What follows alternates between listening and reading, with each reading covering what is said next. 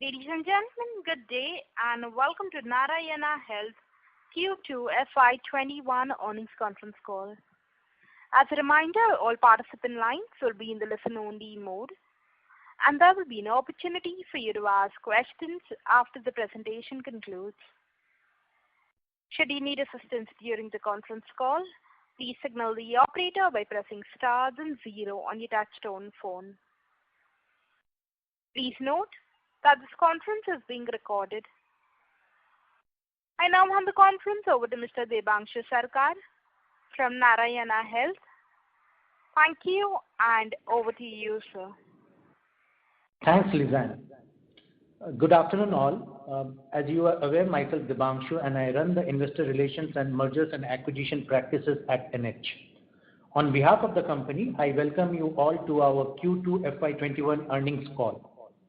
To discuss the performance and address all your queries, today we have with us Dr. Emmanuel Rupert, our CEO, Mr. Viren Shetty, our COO, Mr. Keshwan Venugopalan, our CFO, alongside Ashish Sukhija from the team. I'm sure you have gone through the investor collaterals which have been uploaded on the stock exchanges as well as on our website.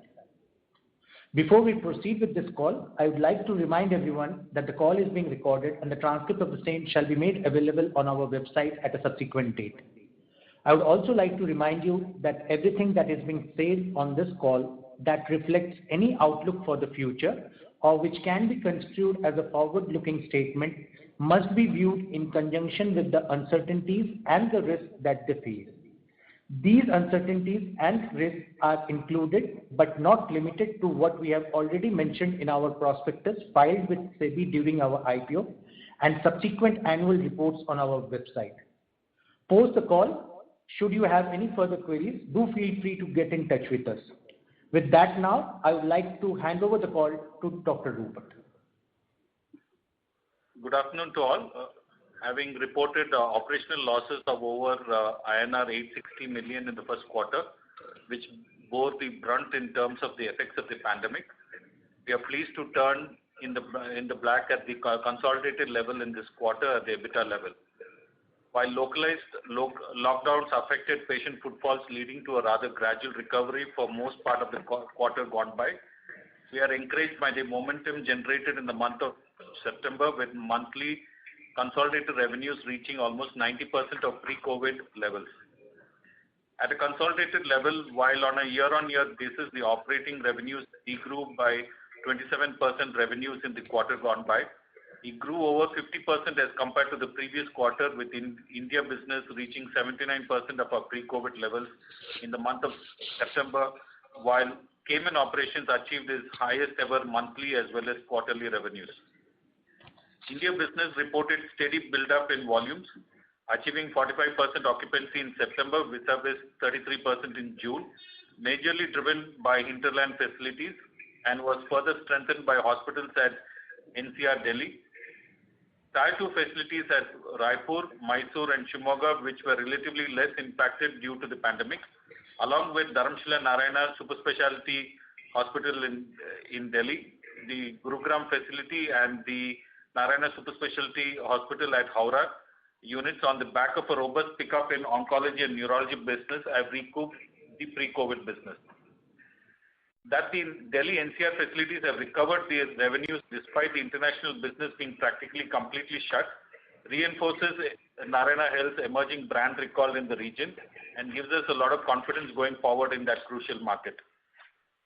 The flagship units of Narayana Institute of Cardiac Sciences at Bangalore and the R.N. Tagore Institute of Cardiac Sciences at Kolkata continue to remain impacted given their preeminence in the cardiac sciences-based elective domain, as well as higher reliance on outstation domestic as well as international patients, while the Majumdar Shah Medical Center, bolstered by oncology and organ transplant business, relatively outperformed with September business at 80% of February 2020 level.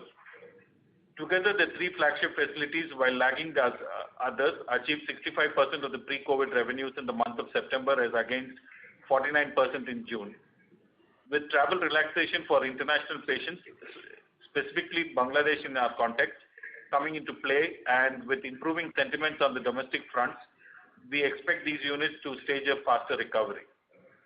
Our international venture at Cayman Islands facility reported a stellar performance yet again, with the facility reporting its highest ever quarterly revenues of $19.5 million in the second quarter, with approximately 150% increase in monthly revenues in September as compared to February 2020 levels. This robust growth in revenues led to the facility more than double its EBITDA to $8.9 million on a year-on-year basis during the quarter. On the clinical front, our focus on providing highest quality of quaternary care is reflected in some of these highlights in this quarter. The R.N. Tagore Institute of Cardiac Sciences, Kolkata performed the Eastern India's first ever simultaneous liver and kidney transplant. The Narayana Super Specialty Hospital in Guwahati performed a rare procedure for the advanced stage of pancreatic cancer called the radical antegrade pancreaticosplenectomy with segmental colon resection. The same facility also did another rare procedure called hepatico-jejunostomy for advanced cancer of the liver. And the Narayana Super Specialty Hospital in Gurugram did a very rare procedure for a tumor in the trachea, which is the main windpipe. And the facility in Ahmedabad also did a rare procedure for angioplasty for the blood vessels in the brain, the left carotid angioplasty for a patient with recurrent ischemia. Looking ahead, despite the third quarter of the fiscal traditionally being a seasonally moderate one on account of festivals, we remain optimistic about the turnaround in the business with the traction seen in the month of October. As certain geographies are going into lockdown due to the second wave of infection, we continue to remain cautious and shall continue to tweak our operations in line with the pandemic-related developments. Thank you. Lizanne, we can open the Q&A flow. Thank you. Ladies and gentlemen, we will now begin with the question and answer session. Anyone wishing to ask a question may please press star and one on your touch-tone telephone. If you wish to remove yourself from the question queue, you may press star and two. Participants are requested to use handsets while asking a question. Ladies and gentlemen, we will wait for a moment while the question queue assembles.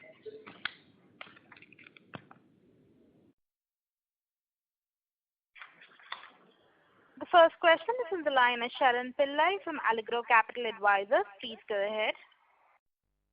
Good afternoon. Thank you so much for the opportunity. I had two questions specifically. The $8.9 million that you had recorded as an EBITDA at the Cayman Islands, is this adjusted for the Ind AS? No, it is not. Okay. Could you give me the number by any chance adjusted for Ind AS? Yeah, like we had previously mentioned, you can assume a run rate of around $100,000 to $125,000 per month on account adjustment. So it roughly translates to around 8.5 million pre-Ind AS basis. Okay, thank you. My second question was in terms of the increase in beds that we've had Q1Q. Could you give me any indication as to where these bed increases took place?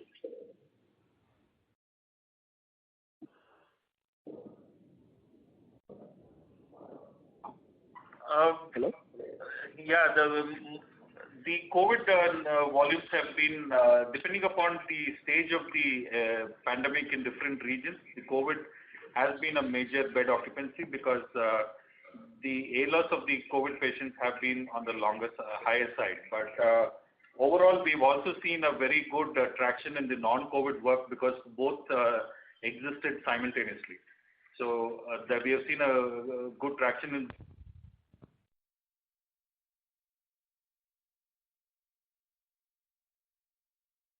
Ladies and gentlemen, the line for the speaker has got disconnected. Please stay connected while we reconnect the speaker.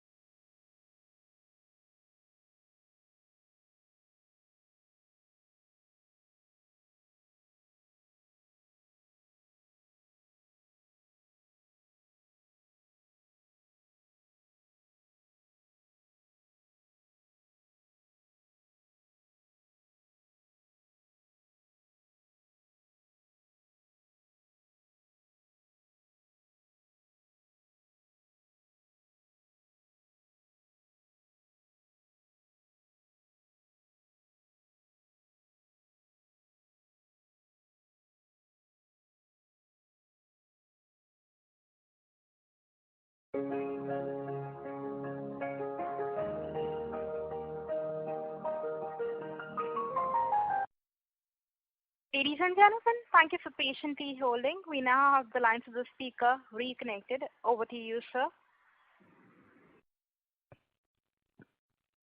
I need to repeat everything. I think we lost the last question, so whosoever asked it, if you don't mind repeating that or re-asking. Sir, we have lost the connection for the participant asking question. We'll move on to the next participant. Okay. That is on the line of Rohit Balakrishnan from Vriddhi Capital. Please go ahead. Yeah, hi. Thank you for the opportunity, sir. And congratulations on a decent performance. Sir, just a few questions. So one on Cayman, if you can just please share. It's been a quite robust performance. So can you share a bit about what led to that? Is it COVID related or is it more pent up or something else? So if you can just share that first. Yeah, I can answer that. It is COVID related in the sense that Cayman has taken a very aggressive stance towards lockdown. And generally what happens on the island, we do get a substantial number of international patients coming in, and that volume has not been available to us. But a lot more of the wealthier clientele who normally would have gotten their treatments done in the US, mostly they go to places like Houston or Miami, those patients have not been able to travel. And so a lot of high value procedures have been taken up by these patients who would otherwise have gone to the US. In addition, they're not even able to travel outside for low value procedures. And so we're starting to find a lot more interest and enthusiasm for these procedures. So this is a momentum that may not sustain once the borders open. People will go back, but we definitely expect some amount of retention of patients who are happy with our services and have given their medical records to us. And so we will do a couple of things to make ourselves more attractive to those patients. And in this case, primarily, it is opening up a clinic in a very upscale area in Cayman and opening up more primary care specialties. And so what that will do is it will just build in that habit for these patients to come and access our treatment going forward. But I don't think this is a sustainable rate. It's primarily driven by the fact that patients are not leaving the island. And given a choice, we would also prefer that the borders be open, because we definitely want to build up more patients coming into the island rather than just trapping everyone there and they have no choice but to come to us. Got it. The second question was on recovery. So just two-part question here. So if you can probably sort of give some highlights on recovery on two fronts. One is people coming in from outside of India. Obviously, the flights are still not operational, but I think some of it has started. So any commentary on that would be helpful. And also within India movement of outstation payment patients coming to your metro hospitals. The second question on this also was that if I can look at the clusters that you've shared. So NCR and the southern peripheral have done quite well, whereas the other two regions haven't really done that well. So anything that happened in these two areas which you want to highlight or which you're seeing, and if other regions are also now sort of coming back given the recovery? Yeah. So first question you asked is on international travel. You're right, flights haven't opened up to a full schedule, but medical emergencies are allowed. So here and there, we do get the one-off patients with a very high value-added procedure. So these are usually patients on transplant or children with hole in the heart and so on, but it's very few and far between. We're not getting too many of those. We are fingers crossed, hoping that these localized air bubbles will kick in. The one that we're, fingers crossed most fervently for is Bangladesh. And we've been told that this channel should open sometime soon. The land border is open, so those who are able to drive, coming from the border towns, are coming to a hospital in Calcutta slowly. But those big numbers we won't see until the flights resume as normal. But we're told it should happen anytime soon. With regards to domestic travel, it's still very difficult. Again, flights are not full schedule, railways are not full schedule. People are scared to take long distance travel. And so historically, there are these large patterns of travel that you see. people from East India coming to South India, people from Central India coming to either North India or Mumbai, or even district travel within the place. So, for example, a lot of patients who would come from small towns across Maharashtra would come to our hospital in Mumbai for treatment. But because Mumbai became known as such an epicenter for disease, and people were just scared to come to get treatment done. So the reputation of the city is also impacted by the number of cases that people in Tier 2, Tier 3 towns hear about, which sort of leads to the next question you asked. How come the Karnataka peripheral units perform so well compared to everyone else? And that's because the COVID impacted there also very less. Rural Karnataka is not a very densely populated area.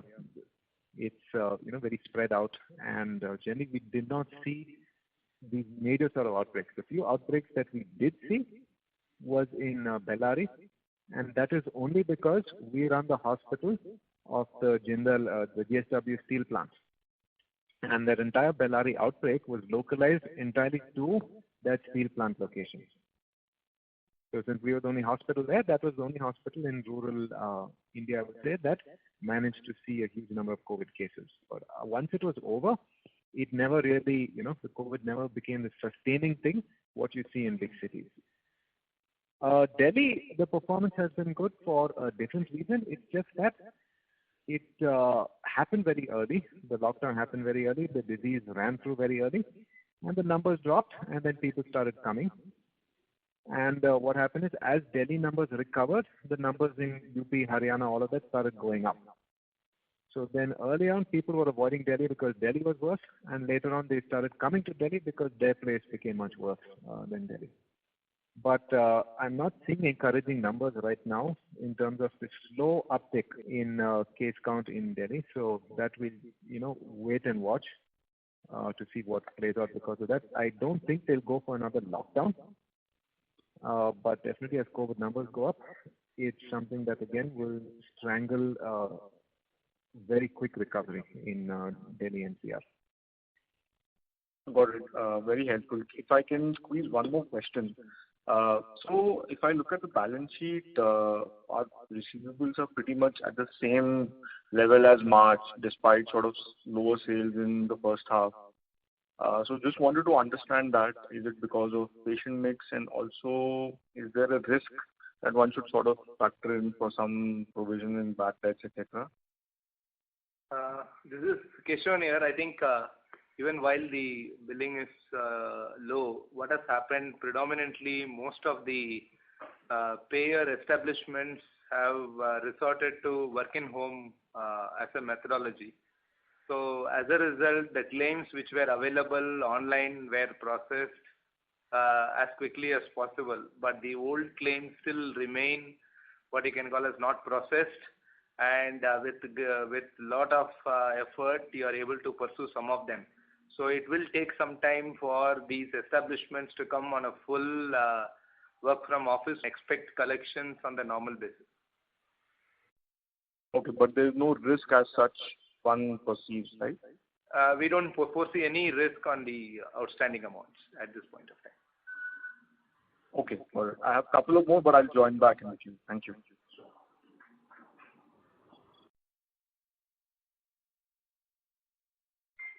Thank you. A reminder to the participants, anyone wishing to ask a question may please press star and 1. The next question is on the line of Shantanu Basu from SMIFS Limited. Please go ahead. Hi, thanks for the opportunity. I have few questions. So the first question is with regard to India discharges for September 2020 with respect to your existing and new hospitals.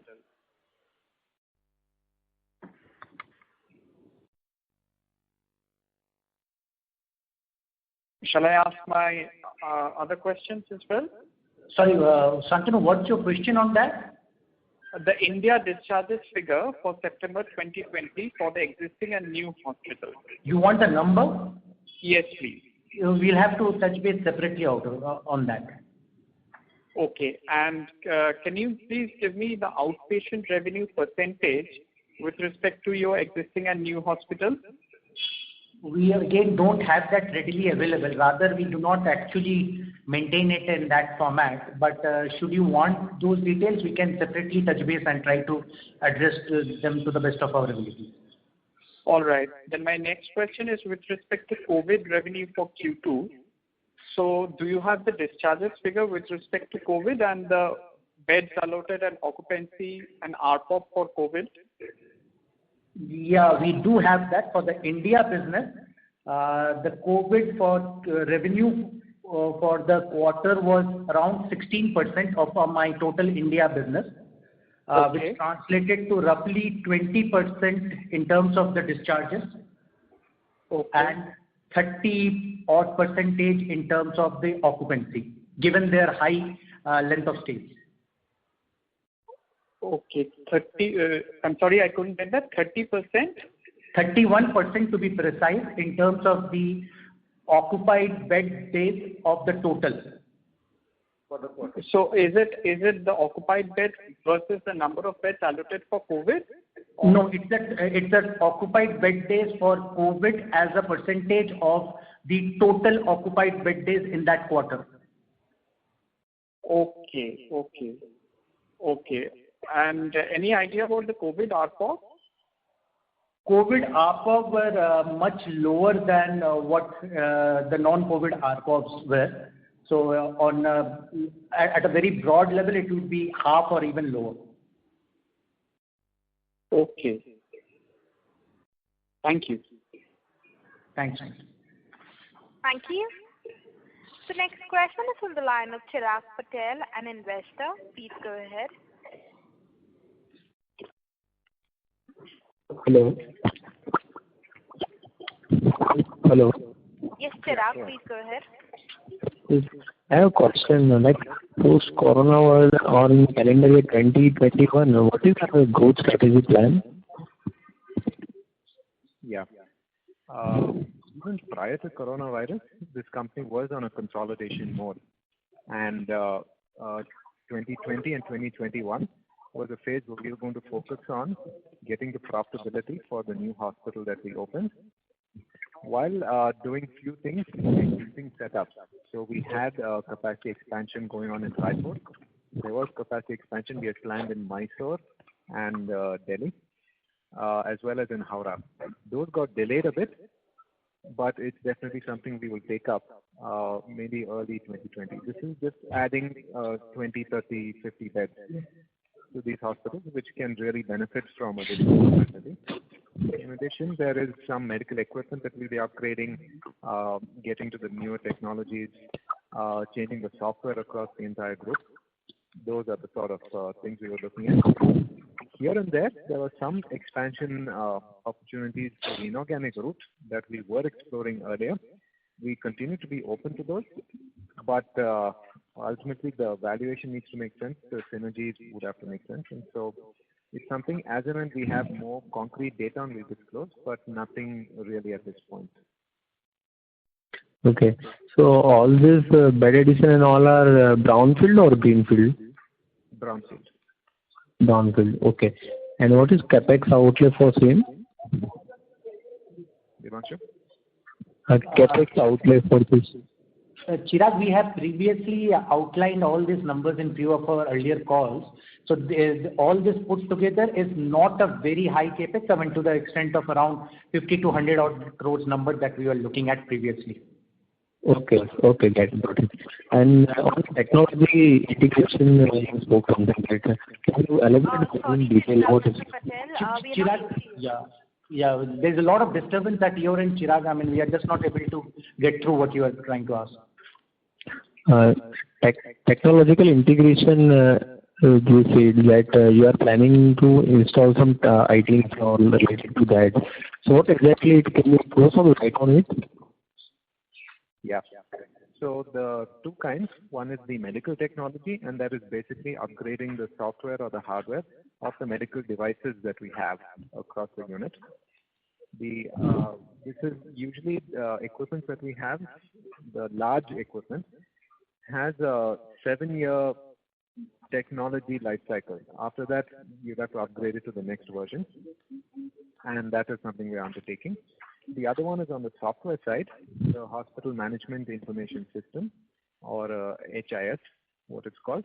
That we had built out as an in-house program and has finished up the India deployment. We'll be deploying it across Cayman starting in January. And this was something we had taken up primarily because we were not getting good solutions in the market, and a lot of the efficiencies that we want to drive will be driven through our ability to do a lot more precise pinpointing by looking at our medical data, by doing analytics and predictive analytics, by driving a lot of cost efficiencies, by automating certain back-end processes. And for all of that, we need a very stable platform, a software platform, for the hospital operations to run on. So by in-housing the system, it has enabled us to be able to have a lot of savings as well as efficiencies by speeding up transactions. So just a simple example, by switching to the new system, our pharmacy dispensing time was able to come down by 30%. And that's because the software is just simply much more responsive. But upon that, we will be able to do a lot more interesting things on analytics to actually predict stocking, and for us to be able to more accurately predict the demand cycle, and then our inventory levels can respond to that. And that is something that can save us on the cost side.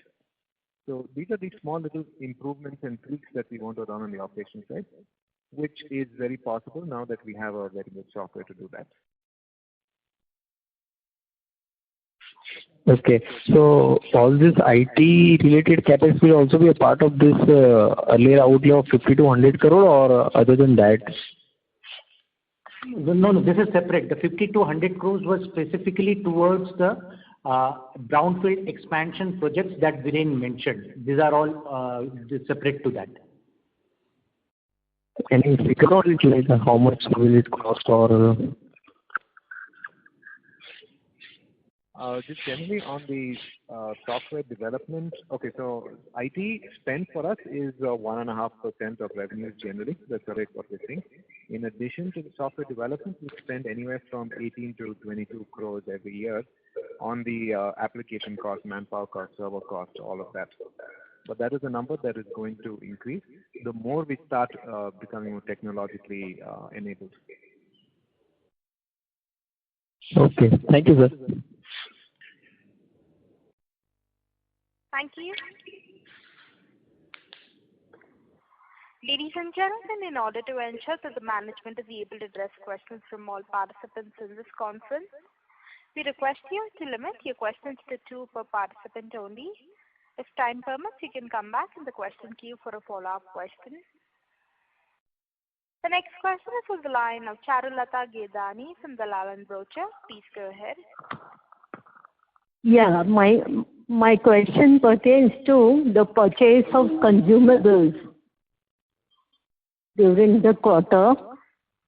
Is it that we have stocked a lot of consumables in anticipation, and it has not happened in particular hospital? I think we couldn't understand your query. Could you elaborate, please? Yeah, in the sense the purchase of consumables compared to the last quarter is fairly high. Yeah, okay. Related to the COVID-related consumables, because you can see that the COVID-related occupied bed days have gone up. So automatically the number of personnel who were involved with the care of the patients were also on the higher side. So the consumables is mainly related to the COVID-related the care which was there. Also in addition, we've also started seeing reasonable traction in the acute care in cardiology and some of the other procedures where the device consumables also are used in higher quantity. So all this put together, the consumables have shown a higher percentage. Okay. And ARPOB has gone up by around 3%, which with whereas normally your increase rate is around 7% to 9%. So do you think ARPOB has scope to increase? Charu, again, this has got to do with what Dr. Rupert previously said. This is specifically on account of the COVID business, which has a significantly higher length of stays as well as not that high yields. So obviously it has a very depreciative effect on the overall ARPOB. So that we would like to believe, while it may be a temporary transient phenomenon, obviously leaving aside COVID, our base ARPOBs remain as it was till the last quarter. Okay, very good. Now, my last question pertains to how much is the EBITDA for Cayman? It's $8.9 million on a post-Ind AS basis for the quarter and $8.5 million on a pre-Ind AS basis. Okay, fine. Thank you. Thank you. Thank you. The next question is from the line of Sameer Baisiwala from Morgan Stanley. Please go ahead. Hi, thanks, and good afternoon to everyone. I got dropped for 5 minutes on the call, so maybe, pardon me if it's a repetition, but just wanted to check if you have shared your updated timelines for break-even at Gurgaon and Mumbai SRCC hospitals. And second is, how should we think about the India business ramp up, to turn EBITDA, positive, and also to come back to pre-COVID levels? Sure. Specific to SRCC and the Gurgaon hospital, prior to COVID, we were expecting it to happen sometime this financial year towards the end, but I would guess that whole thing's been postponed by another year. But whether it happens in the early part of FY22 or the later part of FY22, I would prefer to be on the conservative side, pushing it to the later end. But having said that, we have seen a lot of enthusiasm in Gurugram at least, and there is a normal amount of growth that is happening. So in Gurugram, I'll be a lot more confident. SRCC, I would definitely push the second part of FY22.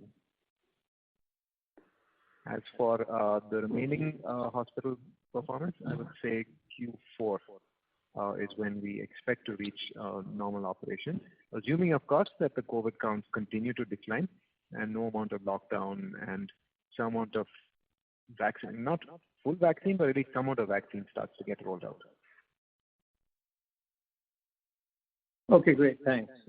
And just to follow up a couple of them, so the cardiac patients continue to be much lesser, at least on the overall pie. So I thought that they can't hold back too long. So I'm a bit surprised that they've not come back. And any update on the new onco unit that you were planning for Cayman? I'll give the update on the onco unit, and then Dr. Rupert will talk about why cardiac patients tend to not come during this time. So the onco unit in Cayman, we are moving the locations to an upscale part of the town. One of the things we realized during the lockdown is that a huge number of patients who were historically traveling outside the country for radiation treatment would be preferring something that's a lot available closer to them. And so while our initial plan was that we build it in our campus, we decided to put it off campus in a place that's closer to the city. It did get stalled, obviously, because of this lockdown. We're not able to bring people or building material or anything into the island. In Cayman, you have to bring everything from outside, and they are not allowing anyone to enter the country without special permission. So it has gotten delayed from that sense, but we feel confident in the next 2 months at least to start construction, and it's a 6 to 8 month process, in which case it will be ready by then. As for the cardiac, Dr. Rupert? Yeah. World over, the number of cardiac patients have seen a significant drop once the lockdowns was announced in almost all the countries. But with the resumption of economic activity in almost every nook and corner of the country here, we've seen a lot of acute care cardiology cases coming up, like primary angioplasties and things like that. And we've started seeing a good return of elective cardiac work in some of our flagship hospitals. Cardiac surgery was lagging behind initially because we were also a little cautious all across the country, because after admission we found that at least 20 to 30% of people, once they were tested for COVID, were turning out to be positive. And once you operate on a patient with the COVID infection, the mortality is almost 80 to 100%. So we were very cautious, and we had to do multiple tests before we actually subjected them to surgery. So patients were also not really coming in unless it was absolutely essential. But we have been seeing good traction in this trend, and we've been seeing steadily the growth is, or in the number of cases have been going up. Though pediatric congenital heart program in the children have taken, the numbers have been on the lower side, because a lot of them can be managed on medication till suitable time is there for them to be performed on them safely. So in this context, it's a little bit of a mix, but now that everybody has learned how to live with the COVID and also manage them and coexist with COVID and non-COVID work, we have been seeing a steady increase in the numbers, both patients coming inside and also our confidence in doing them with a lot of safety in this regard. Okay, great, thanks. And one final question, if I may. So, Wayne, just from your lens, how do you see the, nothing to do with Narayana, but how do you see the COVID pandemic unfold, and how important or can vaccine really solve the problem? I'm going to give you the most uninformed answer, and that's why I never go on social media and give my opinion, because then everyone jumps in and says, "Oh, you're not epidemiologist, you're not scientist, you won't know." But see, you just go by the past history. Ebola was known in the 1960s, and it wasn't until the Western countries started to get impacted by Ebola that they rushed to get the vaccine, and even then, it took 7 years. By the time the vaccine came out, there was no Ebola. Similarly, H1N1 and a lot of the avian flu, it was mostly Asian phenomena, but it did have some Western repercussions. By the time the vaccine came, the disease had more or less retreated. Now, I know there's a lot of enthusiasm. Everyone's putting billions and billions of dollars pre-ordering vaccines and all of that. And sure, maybe one or two of them will have beneficial impact, but it's not going to solve the problem, because the thing is, no one will know which vaccine works, and the first candidate is never the right one. There's a huge amount of clinical trial, there's a huge amount of things that you need to do. So someone made a statement a while back whose logic I actually quite agree with. He said, if there's enough discipline, if there's enough contact tracing, and if everyone wears masks, the effect is as good as a vaccine. You look at countries which are disciplined and which have a mask-wearing culture. You take Vietnam, South Korea, Taiwan. For them, the daily case count is like 5-10 people a day. And that is, again, mostly driven by the outsiders who are coming back to their country. And then they trace, isolated, treated, and then that's it. So we're not able to do that, so we pin all our hope on this vaccine curing anything. I have no confidence that a vaccine is going to solve our problem. I think we just have to learn to live with it and put in systems to, just restrict transmission. But there's no sense either going for a full lockdown either and restricting flights. Really, our effort should have been more on putting in good. So in Bangalore, we saw case counts really drop recently. You know why? Because the policemen were able to hand out spot fines to people who are not wearing masks properly on the streets. And the most common thing you see, if the mask is over the chin or the mask is over the neck. So you give people at the local level that amount of power, you'd see the discipline coming. So anyway, long story, but I would say that it will be driven more by the society's ability to discipline rather than a vaccine. Okay, great. Thank you so much. Thank you. The next question is from the line of Sharan Pillai from Allegro Capital Advisors. Please go ahead. Hi. Yeah, sorry. Thank you so much for the follow-up. I just wanted to confirm something with reference to the Cayman EBITDA. You had said that the Cayman EBITDA is at $8.5 million adjusted for the Ind AS benefit. That would then suggest a roughly 40% plus EBITDA margin. Is my understanding right, or have I gone wrong somewhere? And if I haven't, could you explain to me how this was achieved? So it's 42%. Yes. You are right. How was it achieved? Okay. Like I said, the inability of local patients to travel outside.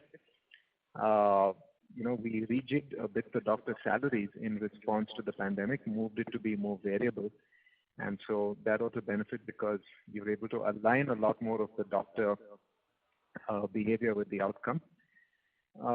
They implemented a system for billing, which was a system of coding that just put a lot more discipline in the entire billing practice. Honestly, our billing systems were running quite horribly in the past, and we were going on these fixed package rates, and we're just leaving, bills that were incomplete. Now that they had a lot more time, we put that time to revamp the entire billing systems and get more disciplined about billing properly. So that's why, just for generally the same amount of volume, the reimbursements skewed quite higher. But again, not sustainable because this is primarily for the Cayman patients. In future, the foreign patients that come in are on a much lower reimbursement package because these are with international insurance companies and they have very different billing codes. So then again, there will be a bit of a learning curve and you'll see this RPOB fall. But so I wouldn't take this to be a sustainable trend. Okay. Thank you so much. All the best for the future. Thank you. The next question is from the line of Charulata Gedani from Dalal & Broacha. Please go ahead. Yeah, so relating to Cayman EBITDA, how long you think next 2 quarters you will continue around the same rate? And how much has been the occupancy at Cayman? Yeah, so again, like I said earlier, I would not assume that this will continue in any meaningful way because the country is in full lockdown. And they initially, while they were talking about opening up the country to cruise ships in the December time, now because there are elections next year and the politicians don't want to do anything to, to bring again that coronavirus back to the island. So they've indicated that until May or June of next year, the country will continue to remain on lockdown. And it is a very small country. Eventually, there will be no one left to operate. And unless we're able to get more patients coming to the island, we will struggle. So from that perspective, again, the Cayman, I would say, we're cautious, we wait and watch. But our interest there is more for the getting international patients onto the island and hoping on a opening up of the economy. Because right now we're dealing with a very small patient base. Okay. So the second part of your question. Yeah, so the occupancy at Cayman and revenue of 19.5 can be sustainable going forward, or it will come down? It will come down unless unless the country opens up. Okay. The occupancy, Charu, for the last quarter was around 37%. I mean, roughly translates to around 35 occupied beds, given that there are 95 census beds over here. Okay. Fine. Thank you. All the best. Thank you. Thank you. A reminder to the participants, anyone wishing to ask a question, may please press star and 1. The next question is from the line of Rohit Balakrishnan from Vriddhi Capital. Please go ahead. Thank you again for the opportunity. Just a couple of questions. So one was, so the average length of stay increased to about 4.5 versus 3.5 last year. So, is it, what is driving that, and do you expect to sort of this to stay at these levels, or this was more than aberration? If you can just share something on that. Yeah, Debanshu shared earlier, it is an aberration driven mostly by COVID. So the COVID business is only 15% of revenues, but 30% of our occupied bed days. So the fact that the COVID patients are staying much longer at a very lower reimbursement and so that is why our A-loss has gone up. Hopefully, as the COVID numbers have come down, and they have come down. In our Bangalore unit, for example, at the peak we were seeing 400, 500 COVID patients. It's down to about 100, and we think it will go down even lower. Similarly, other hospitals virtually have no COVID patients in our hospitals, not all hospitals. NH hospitals virtually have no COVID patients there. So once that happens, we can get back to normal business and again back to the normal A-loss and the normal ARPOBs. Got it. And just two more questions. So one was in terms of your expansion bed addition that is happening. So if you can just broadly outline, I think I missed that, so sorry for the repetition. The other point was, I think you alluded to the fact that you're also, in terms of expansion and overall growth, you alluded to the fact that you are probably looking at some of the inorganic opportunities. So whatever you can share in terms of these are existing areas or new areas in terms of geography and broad size of beds, if you also can share that. Yeah. Okay, so to repeat the first point, which is what is the the organic expansion, what we're doing right now. This is capacity addition in Raipur, which is finished. Capacity addition in Mysore, which is yet to start. Capacity addition in Dharamshila, which is yet to start. And in MMR, that is Howrah Hospital in Calcutta, which is yet to start. All of these were supposed to start sometime this year, but we had delayed it because of the pandemic and occupancy had fallen. But as the occupancy starts to go back to pre-pandemic levels, the same pressures on space and inability to, get enough patient comfort, that becomes a play. And so then we will start those construction projects again. So what that means is that the effect of that gets pushed out, whereas the effect of doing the construction now would have been realized in FY22. Now we're pushing it to end of this year or early next calendar year, pushes it to end of FY22 or even the FY after that. So, it wouldn't really, at least the brownfield effect would not kick in, that expansion there. In addition, the inorganic opportunities, it is something that we're looking at only in the places where we want to build numbers. And that is primarily East India, where we have very strong presence in Calcutta and in the NCR Delhi area. But it is something that we've done very opportunistically and kept within the most reasonable limits of our ability to borrow, to spend, to grow and make and buy these hospitals at a price that makes sense. Which right now nothing is meeting all that criteria. But as and when it does, then we will evaluate it. All right. And given as you alluded to, given the fact that numbers are improving in areas like Bangalore, which is a very big region for us, was October a better month from that cluster point of view, and do you see that sustaining going forward?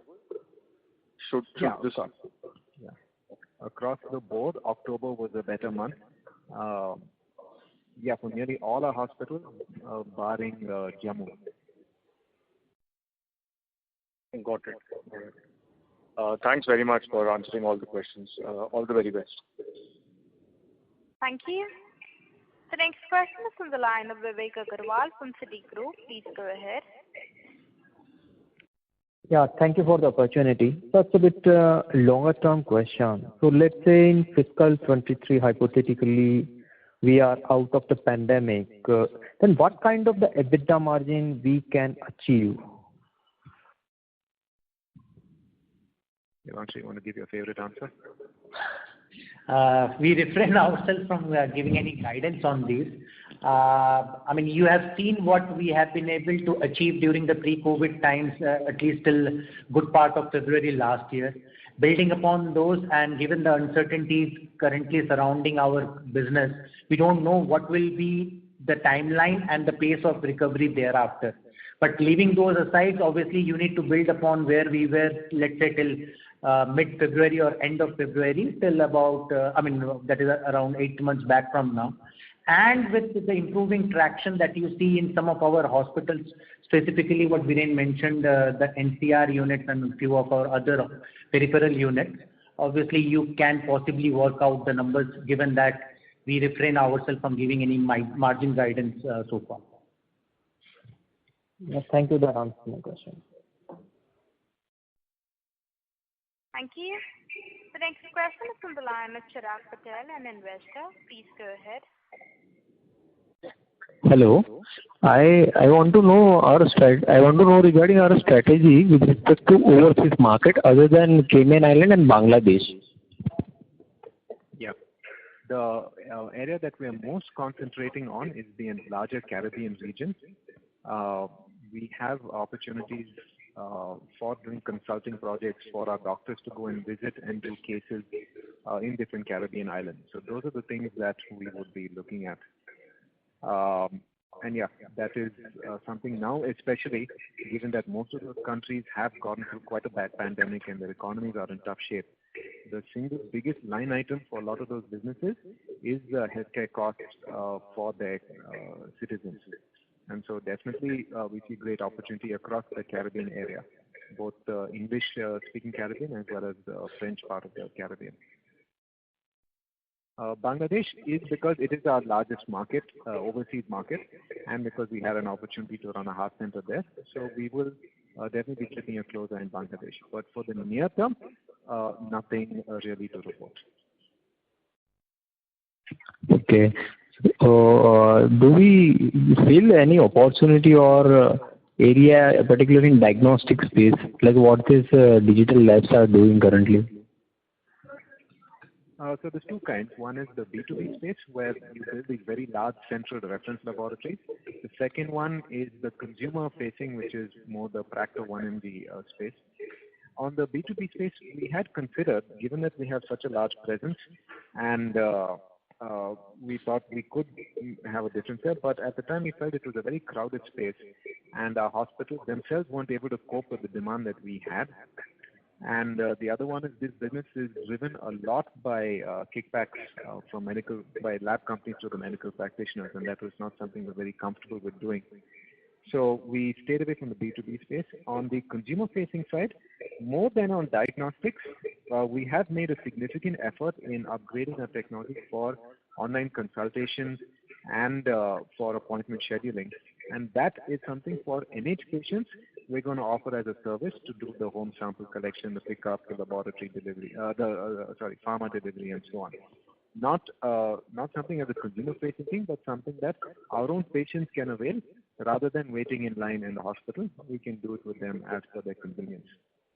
Building a consumer business at this point is very capital intensive, and a lot of the economics of the market have been ruined by the VC-backed firms, and so we would not feel comfortable entering the space at those price points right now. Okay, thank you. Thank you. A reminder to the participants, anyone wishing to ask a question, may please press star and 1.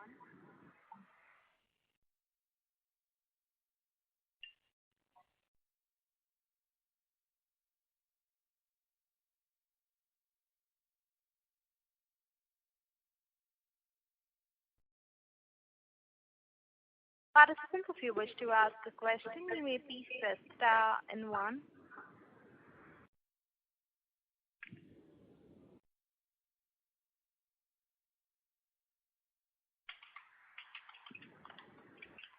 A reminder to the participants, anyone wishing to ask a question, may please press star and 1.